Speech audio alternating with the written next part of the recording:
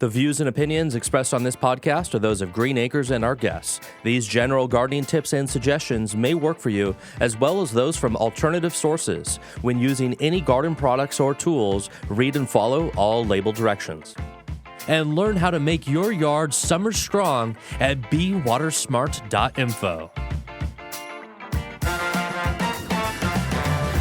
The Green Acres Garden Podcast is the podcast dedicated to helping gardeners hone their growing skills while we celebrate our love of plants. So whether you're new to growing or a seasoned gardener, you're sure to learn something new. Join the fun as we have conversations with world-class growers, passionate green thumbs, and professional garden experts from Green Acres Nursery and Supply. Listen every week. We'll answer questions you didn't know you had. Here we grow. Hey there, everyone, and welcome one and all to the show. So glad you could make it. Hope you had a great week, and welcome to the show. This is the Green Acres Garden Podcast. I'm your happy host who smells a little bit like compost, Kevin, the hungry gardener Jordan, back in studio for another great episode. We have a delicious, beautiful, scrumptious episode for you this week. But before we get to our famed guest, let's say hello to Austin. How's it going there, Austin? Hey, Kevin, and hello to all of our listeners. Welcome back to the show. It's the best time of the week. It's garden podcast time, and we have such a great guest this week, Kevin. I'm so excited to share it with everyone because I don't know if you've been there or if our listeners have been there. Has anyone been to the wonderful restaurant Mulvaney's? B&L, the building and loan. Yes, I was so excited when his name came across the desk and we're like, hey, we're going to get to interview Patrick Mulvaney. For those who don't know, Patrick is a famed chef. He's a restaurateur and has so many other titles. And in our region here in Northern California, he is so well known for not just his food, but for what he does for the people around him. And I think in today's episode, you'll realize that there's more to the man than meets the eye. And Austin, it got me thinking, I'm out in the garden all the time. We're growing, we're cultivating flowers, food and herbs and whatnot.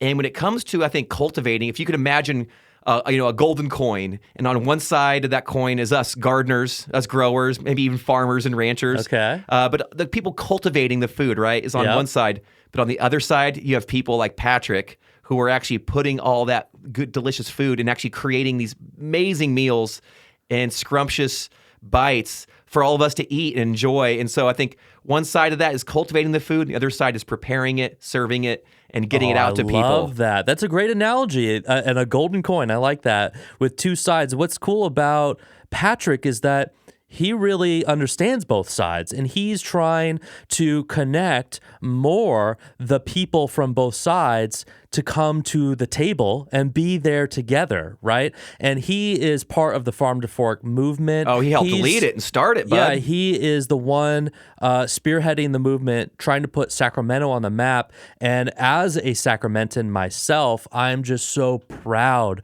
of what he's done, but also just what our community here broadly has done to put us on the map. I'm just so happy and proud of that. So it was an honor to get to meet Patrick Mulvaney, who has been leading this cause for a long time. He's doing a lot of really good things for our agriculture and our culinary scene. So it was fascinating to get to hear all about it, what he thinks about it, what he thinks about the future of this project. So with that, let's go ahead and jump into our interview with Patrick Mulvaney. We sat down with him at the Green Acres Nursery and Supply in Elk Grove to talk all about food. Here we go. I'm here with Patrick Mulvaney. How's it going there, Patrick? Good. Thank you for having me. In today's episode, we're focusing on connecting what we grow and what we eat and where we live and what we eat and how we eat it. So I think you are the absolute perfect person for today's episode. You've been an advocate for the Farm to Fork movement. I love that. And what does that actually mean? Because it's been something that's kind of blossomed here in our region over the past decade or so. Right. So Farm to Fork started in 2012, and people said, what is that? It's just a marketing gimmick. Took me a while to realize, to be able to say to them, yes, it is marketing, but here's why it's the best of marketing, because it is real. This is who we are as a region. And as we started to engage politicians and farmers and lawyers and citizens and teachers and higher education all coming in, hospitals coming into this, then what happened is it became something of our identity.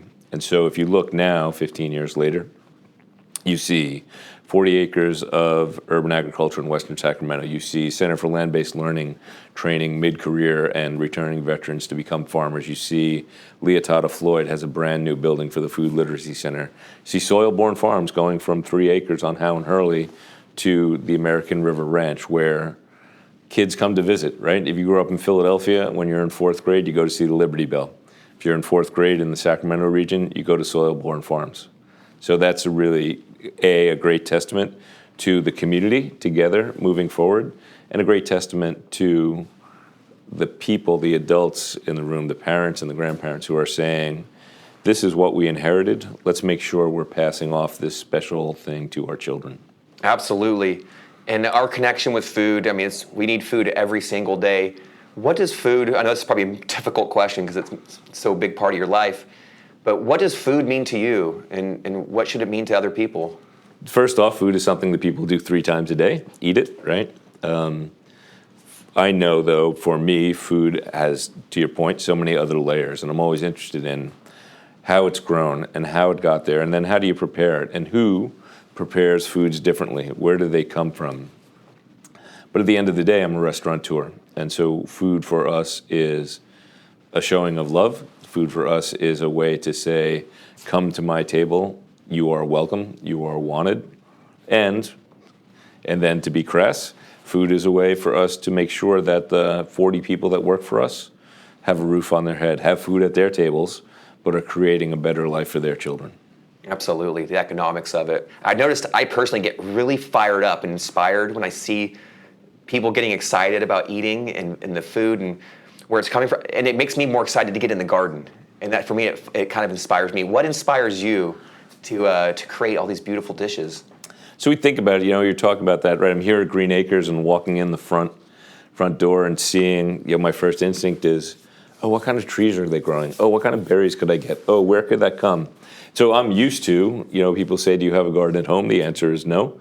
My wife has a garden, and we get some things, but not a whole lot, because my garden now is my cell phone, right, with my friends who are farmers there. Because we're in Sacramento, my other garden is the city, right? We have neighbors who bring in, well, it's about to be persimmon time, right, and peaches during the spring, and citrus all the year round. I do have a bay leaf tree in my front yard, so that the easiest herb to grow. And so the way that so I think of food mostly as a restaurateur, commercially getting things in to the restaurant to create moments of delight and wonder for our guests. But what a cool thing that we live in a region where everybody has access to that. Everybody has the ability to go out and grow food that will eventually feed their own families. Yeah, we are kind of fortunate in that our climate here. I imagine in your travels, you've been in the culinary world for 35 plus years. Yes. Where did this passion start, and how did you actually learn all these great things? I grew up in New York City, which means that wildlife for us was rats and seagulls, and traveled around cooking, and eventually ended up here at UC Davis for graduate school, where I was for a year. I'm not an academic, but what happened with my year here is that I fell in love with a 12-month growing season, and seeing so many different things growing all around, meeting the farmers, the vintners, the ranchers, the winemakers, the brewers, who have created a life off of the land. And it just seemed to me that it turned out that it was time for me to settle down and say, what am I going to do?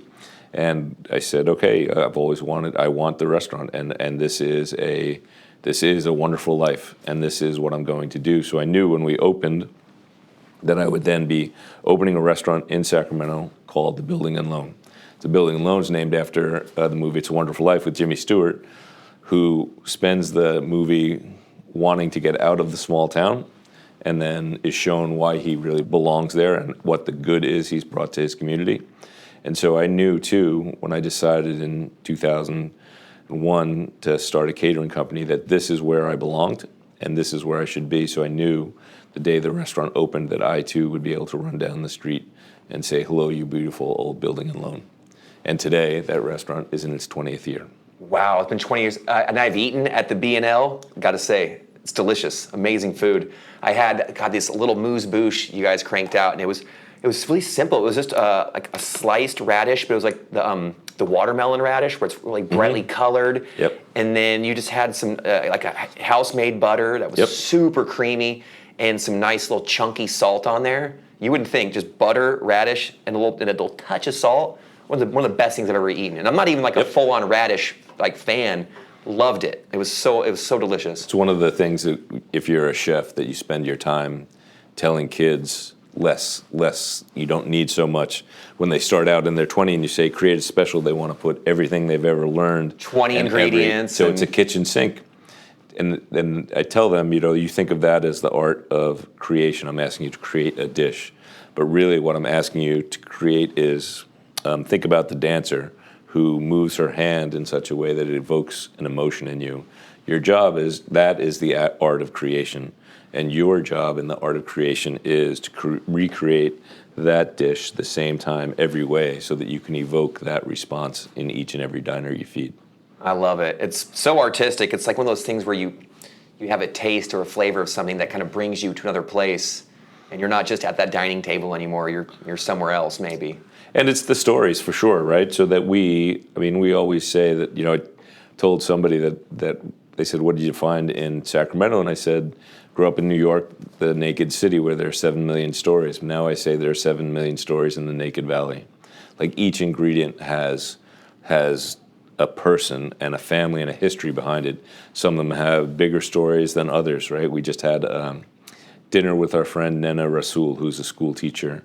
And her family for 40 years had a restaurant called El Rancho in Yuba City that was a fusion restaurant of Punjabi and Mexican food.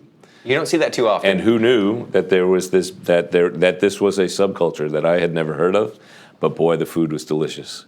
It was good on its own, and that it was made with love made it even better.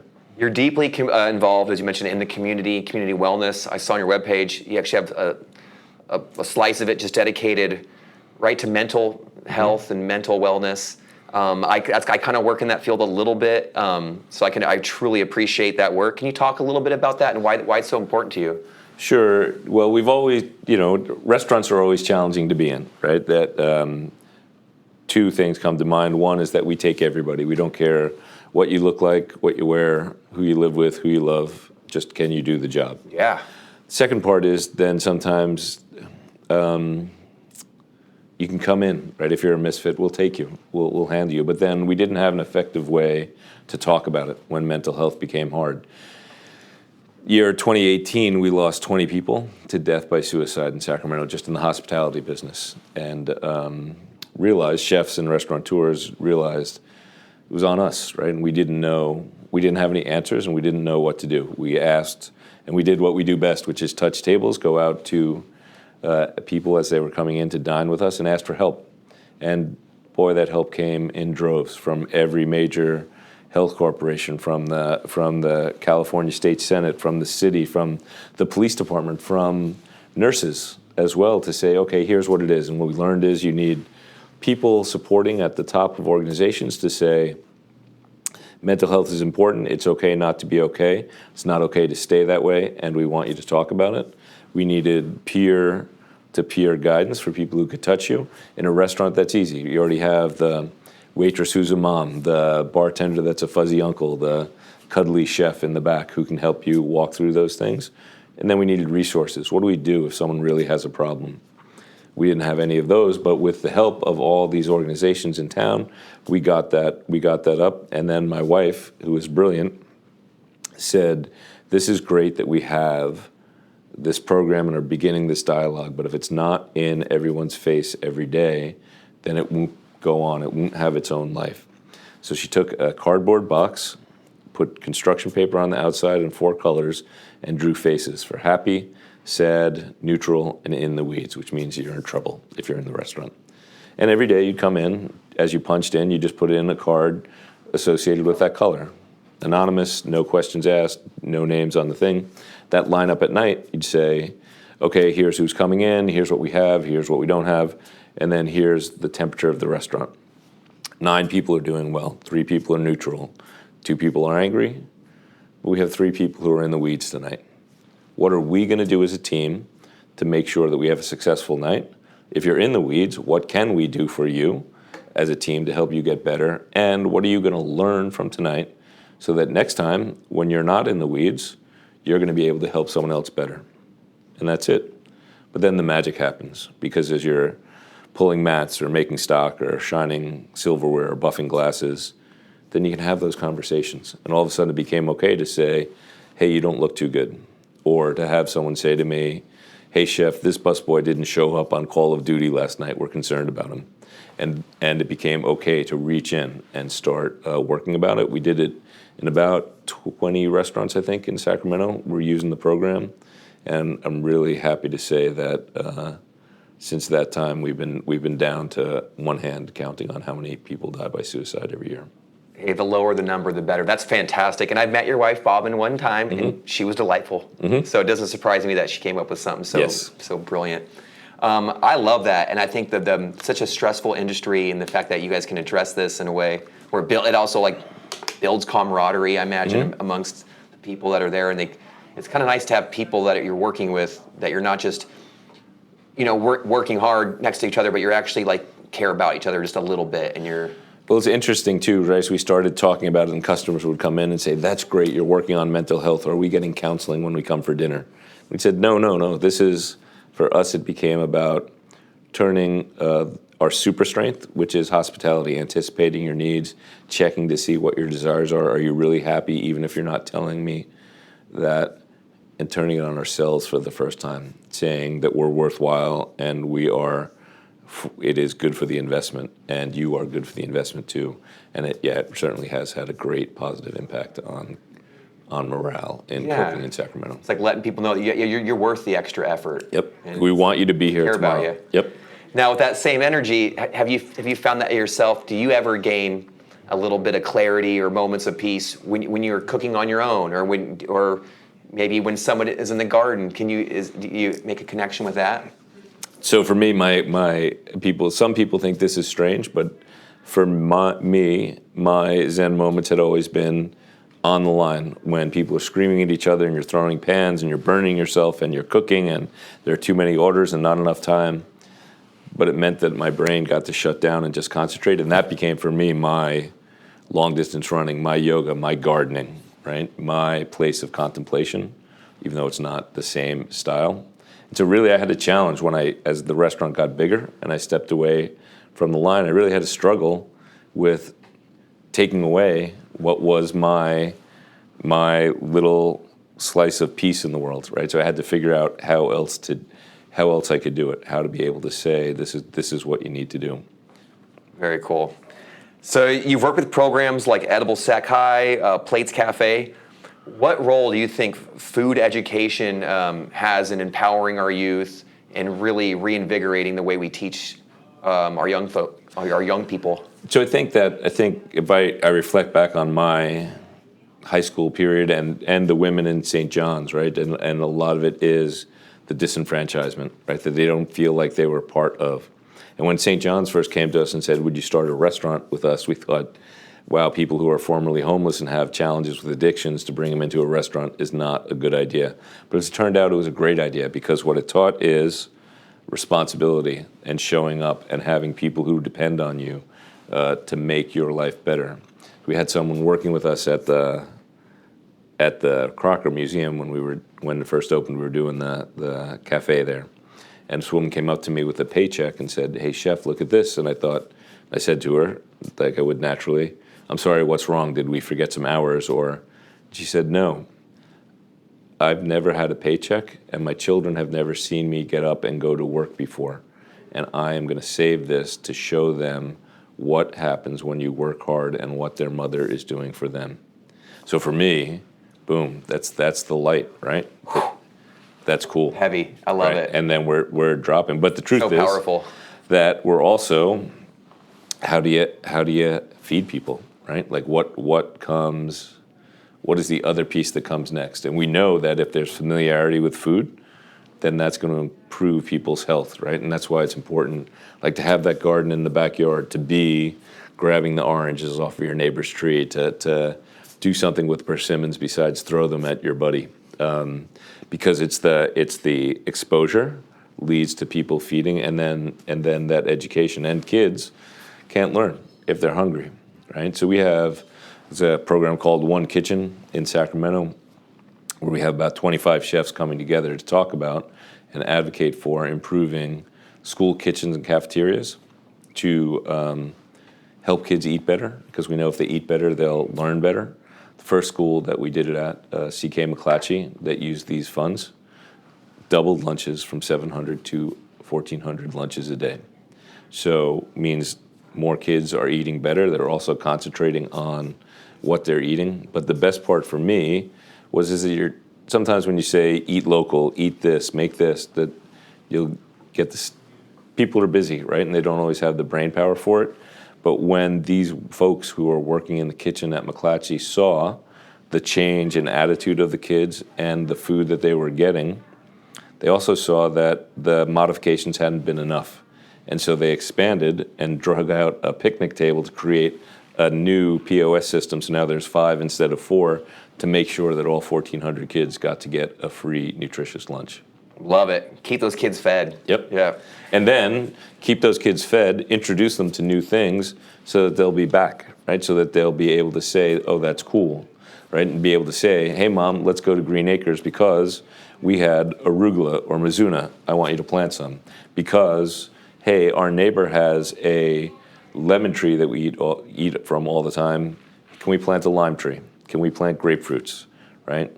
Oh, my goodness, figs, right? I grew up in New York where the neighbor would bring 6 figs in a small thing. Figs here are pretty, during the season you get 1 million figs, right? But to be able to see where your food comes from is very important, right? And I love sharing harvests with folks, whether from the school or my own home garden. It just feels right. Yep. So we do have a pretty sweet climate. We have a lot. I mean, there's always something coming out of the garden or the orchard, pretty much constantly. What are some of your favorite seasonal ingredients that were known for our region? So right now we're on the shoulders, right? So I'm excited. Yeah. My wife just took these. She has little cucumbers in the back called huevos de raton that we're pickling. So it's good. We have a kid that just graduated from the CIA. We gave him a few to say, here's how you make a pickle, right? To ferment your own. They were successful. I brought in more, and he's going to put them on up tonight with some herbs and flavoring that we're going to bring to Manhattan in 2 weeks, because we're doing a benefit dinner for the One Kitchen project on the Chelsea Piers. And so he's going to be able to do that. So I love those today.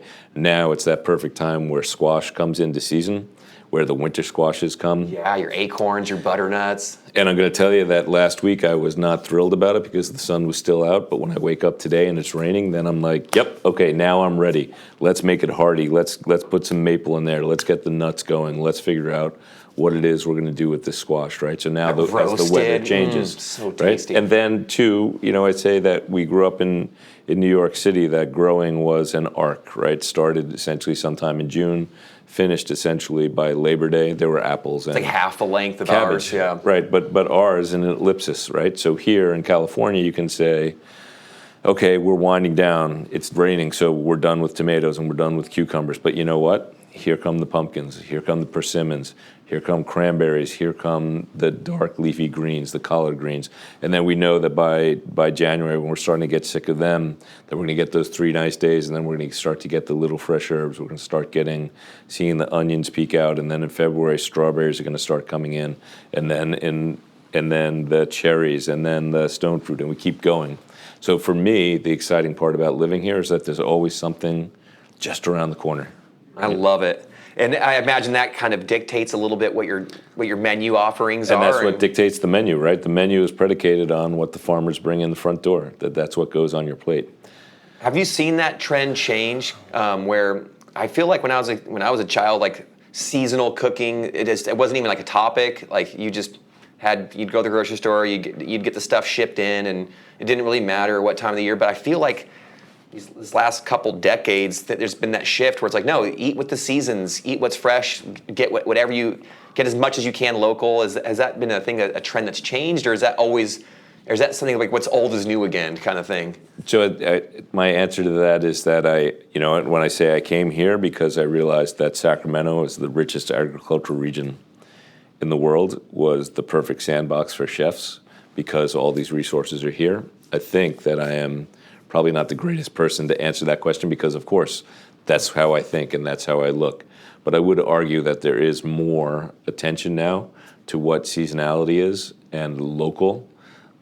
And for me, it comes down to, is the flavor better, right? And we know that something that's picked at a later date, that's riper, that's juicier, is better. You think about it in your own case, right? The tomato that you get at a grocery store, hopefully you don't buy it in March, right? Or even the heirloom tomato that you buy in the grocery store in June versus that one that you went out in the back on a hot summer day and picked, right? And bit into the thing and bit into the tomato and the juice is running down your arm. The sweetness is there. Like that dream of tomato is what you're trying to do. So as we put together our menus, we're always trying to put together that dream of whatever the ingredients are. When I first came back to America, I worked for Leslie Revson, and she said, what my food says it is, it tastes of. So I always keep that in my mind. As Wait, say that again. Dishes. What my food says it is? What the food says it, what the menu says it is, the food tastes of. So that we're always trying to emphasize. And for us in New York, you're right, things were shipped in and things weren't necessarily seasonal. And we're concerned about where they came from, but we didn't have a grip on how much they came. But now, 30 years later, to be in Sacramento, I can tell you that I know the farmers who grew the rice, right? We know who's growing the peaches uptown. We know that everybody loves Uncle Ray's tomatoes. We know that McNamara is bringing in more walnuts next week. We know that our farmer's going to say, hey, in 3 weeks I'll have 48 rabbits for you, right? And so for us, being able to share that food is a great gift, right? That we predicate things on sustainability, right? There's all sorts of buzzwords, but we think about sustainability of the farms and the farmers and the families, the farm workers, right? To say, are their practices good to keep the farms going into the next generation? Are they good for the workers so that they can raise families and move on? And is it good for the family? Can the family sustain itself?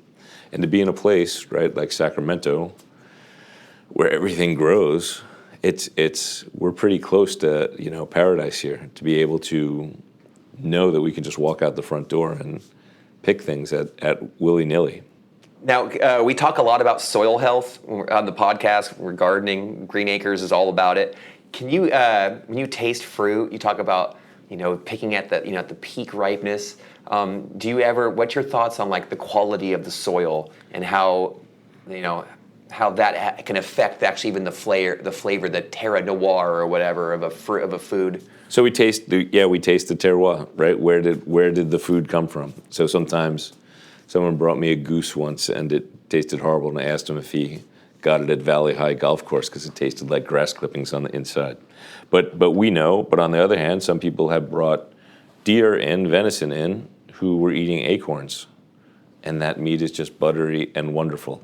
And so we know that when we think about it, if you look at the big farms and you see dirt that's okay, that's there, it's just a substrate versus walking into my backyard where things are just composted and turned over in that rich, dark soil, and think about how that flavor translates into the fruit itself. And so here's what I'd say is, yes, I do believe that healthy soil leads to healthy food and leads to better food. And I will also say that when you get up to academia, I have a friend who's a mathematician at Michigan State University, and in his last few years, he said, my drive is now to figure out mathematically the link between healthy soil and healthy nutrition in the nutrient density of foods, because you can measure that, right? Because you can see what the soil is, you can see what the nutrient density is in food.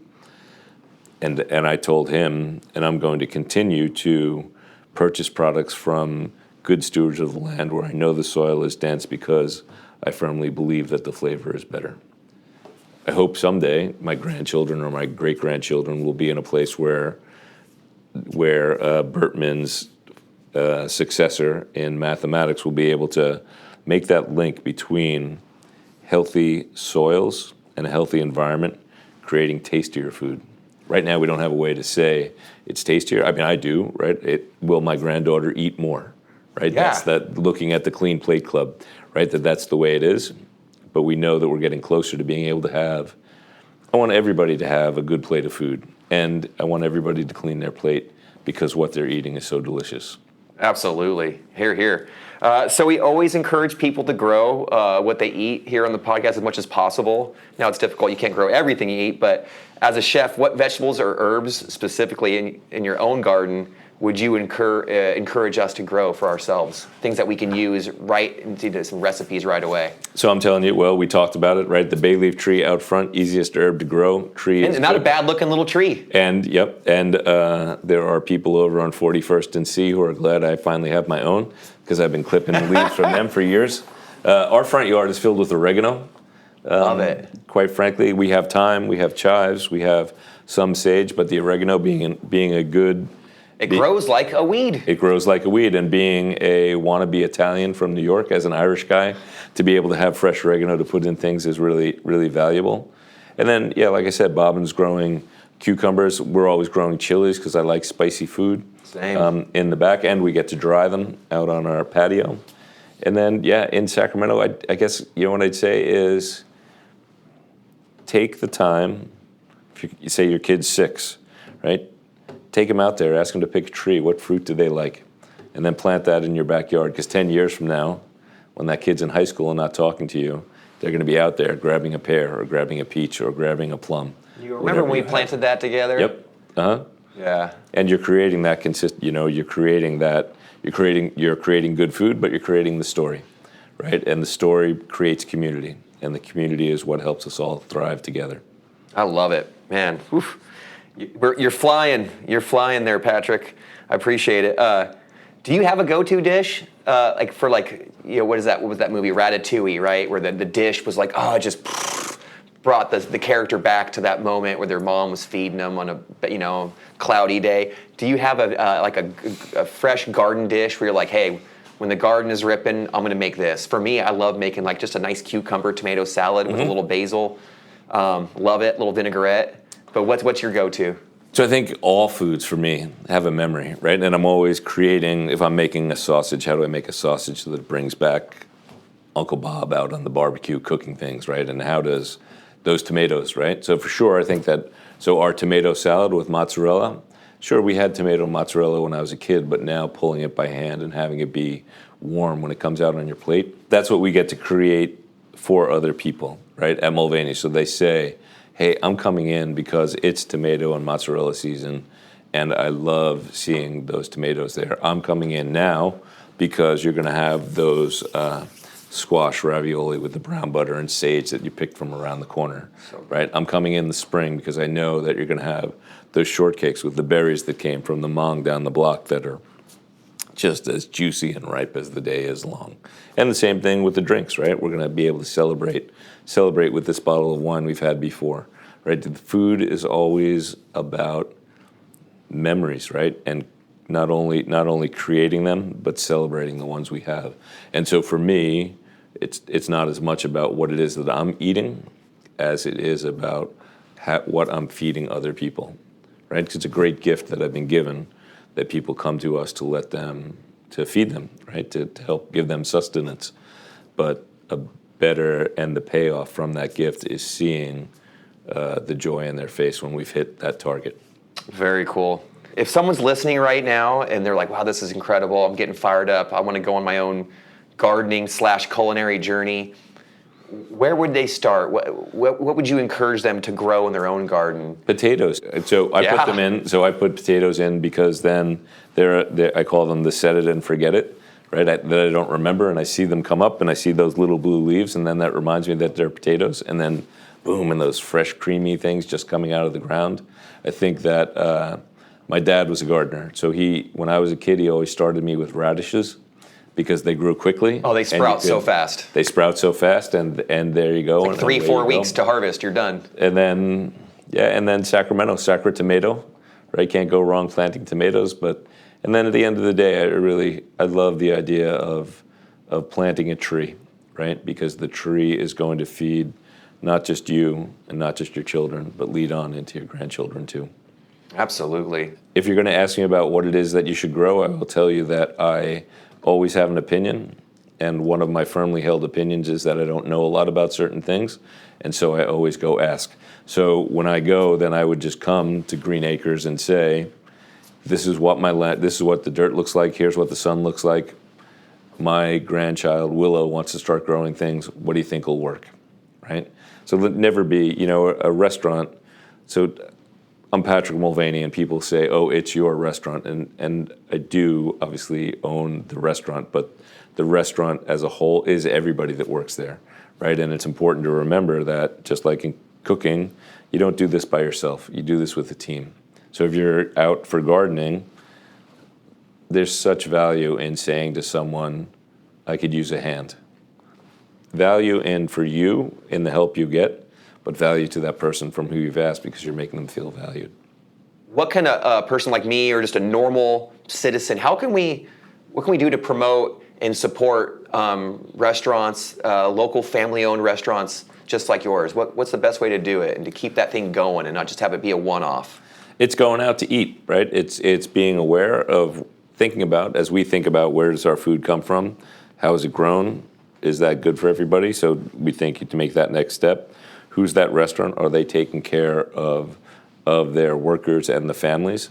And Sacramento 20 years ago when we opened, there weren't so many restaurants, but now you look at tons of people, the Cannons, the Camdens, the Bincho Yaki family, Nick's Taco and Hawks, and now there's all these people who are doing those things. And what we hope for is to create a community where there's room for more.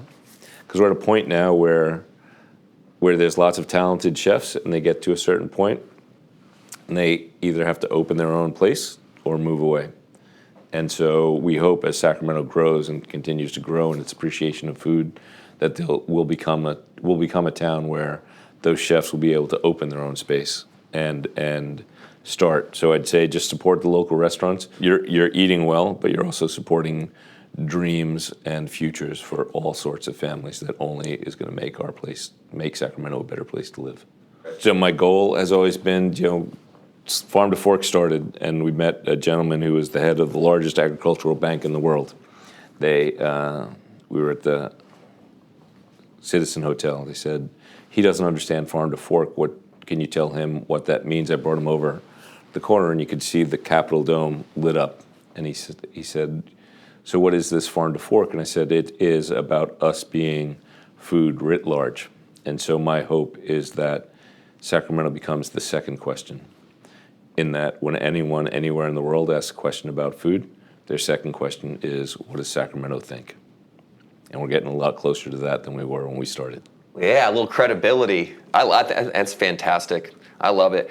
And I feel like years ago you saw this wave of like chefs really getting put on a pedestal. Like, hey, these are people who are doing great things. They're like engineers of flavor and they're artists in a way, and it's kind of cool. I love seeing you guys in I think gardeners need to kind of take a note from the chefs. You guys have like the chef outfit just seems so beautiful and regal. I'm out in the garden, I'm like, I got to step up my game. But I feel like there was that moment where celebrity chefs became a thing, and then what I love about what you've been talking about today is that you've really kind of turned the light on the farmers and ranchers, the workers, the waiters, the wait staff, and you really highlight their work and what they do, and kind of I just love that, and I think it's kind of a symbiotic relationship, and I think it's delightful, that concept to have, an approach to thinking about where your food is, who's growing it, how they're growing it, and how can we support the best practices that we know of. Well, we're all in it together, so we appreciate all the parts, right? And we appreciate you guys. Thank you for having me down here, and just to everyone out there, come to Green Acres and plant some stuff and make some food for yourself. And bring me in a sample, because I'll eat just about anything. There we go. Hey, well, I'm going to go plant some plants in honor of you, and then I'll have to, when I'll work up an appetite, I'll finish it up at a Mulvaney's B&L. I've got to say thank you so much for coming down and talking with us.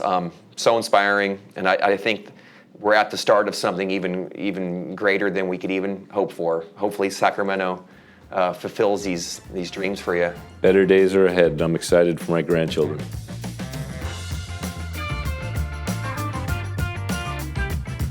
All right, we are back from our interview. Big thank you to Patrick. Thank you so much for sitting down with us. Kevin, I see you're happy over here. What was that interview like for you? Dude, I was stunned. Patrick was so thoughtful. He was so authentic and genuine. I really appreciated just the way he would kind of take a moment, answer the questions, given his like really being thoughtful about it. Yeah. It's so cool to hear from his experience. He said he got fired from so many jobs, and he still stuck with it. And now he's this amazing chef. Everyone's like, "Whoa, he's got this delicious food over there at B&L." But it's just so interesting from the gardener's side to hear about the culinary side, the chef, what his perspective is on the garden, even his own home garden with, growing oregano and some herbs, talking about having to go down the street to his neighbors and, borrowing a few cuttings of a bay leaf, bay tree for some bay leaves. I love all that. And so it kind of helps us, or at least helps me to kind of re-examine the garden a little way and go, okay, what can I grow to actually eat? And how can I enjoy these things? And I think herbs, fresh veg, and I think having a climate like ours, we're so lucky, and I'm so grateful that we have it. But I'm thinking there's other people out there, Austin, who are listening. They're like, I'm not from Northern California. I'm not gonna get to enjoy all that. But it doesn't matter. I feel like we have. He talked about like us being this really rich agricultural region, this powerhouse of food production, which certainly are. But there's places all over the world, even that have delicious food. And even if you have, less than ideal growing conditions, I think with the creativity of gardening and growers and problem solving, you can grow really delicious fresh food in a lot of different places in a lot of different ways. So I would highly encourage our listeners, whether you live here or not, to get fired up about gardening, growing, and maybe growing, some of your own food, because, a little bit can go a long way. And just having some fresh herbs or, some seasonal greens, for me, it's a huge pick-me-up. It's a boost. I love the flavor, and it really gets me excited to do it all again the next day. And who knows what the next season and the next day can bring. So whether you live in an agriculturally rich region like this or not, hey, you can create your own destiny, grow your own oasis, and hopefully you can cultivate your own little slice of paradise like Patrick has, and hopefully have yourself a nice little sit-down meal and share it with somebody you care about. You know what? We should, that's the call to action this week. Everyone should go out and find maybe a new restaurant you haven't been to, or one that you really love you haven't been to in a while, because we can get inspired by that food to grow more things that we love to eat, right? They can be inspired by what we're growing, and we can be inspired by them to grow these amazing ingredients, right? So we want to connect with more people like this. So I think we should all get out, think about some delicious food that either we want to cook at home or a restaurant we know we love that we can go dine at and connect with, or go connect with an amazing new restaurant. There's so many restaurants in this area. Oh my gosh. We can go and probably dine at a new restaurant every week if we wanted to. Let's do it, Austin. Yeah, let's go. Let's make it a thing. I'm down. And Mulvaney's is cool. I remember when I was there, the menu actually lists the names of the farmers that they're getting the produce from. And it'll always say like, oh, this farm's this, or this grower's this. It's such a cool concept. Well, you bring up a great point, and, it makes me think each week we talk a lot about plants and gardening and food, which I love, but really I think the through line through all of this, it's the people. And when you hear Patrick's interview, he's very people-centric, which is interesting because you think, he's all about food, but it's like, the food's a big part of it, but it's really all about people and enriching their lives, making our community just a more fun, flavorful place to be. And so whether it's gardening, plants, or food, or a kitchen, it really comes down to the people that are in it and taking care of each other. And I thought Patrick had a great message for that. And like you said, when you get out to these local restaurants, we're supporting our local business. Those are actually humans. Those are individuals. And we want more of that. Yep. All right. I'm fired up to go eat now. So let's go ahead and have a great week. If you do cook something delicious, or you eat a delicious meal at a restaurant, take a picture of it. Put it in our Facebook group and share it with all of the other gardeners here so we can get inspired too. We've got the Green Acres Garden Podcast Facebook group.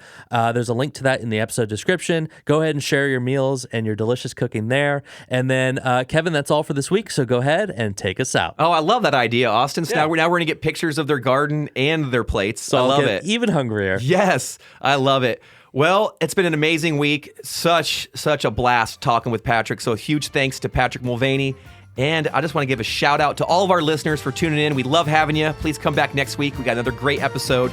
The lineup just keeps stacking up, Austin. Woo. One great person to talk to after another. I cannot wait. So get out in that garden, have some fun this week, and please treat yourself well. We'll be back here for another great episode next week. Happy gardening to you all, and please never stop growing.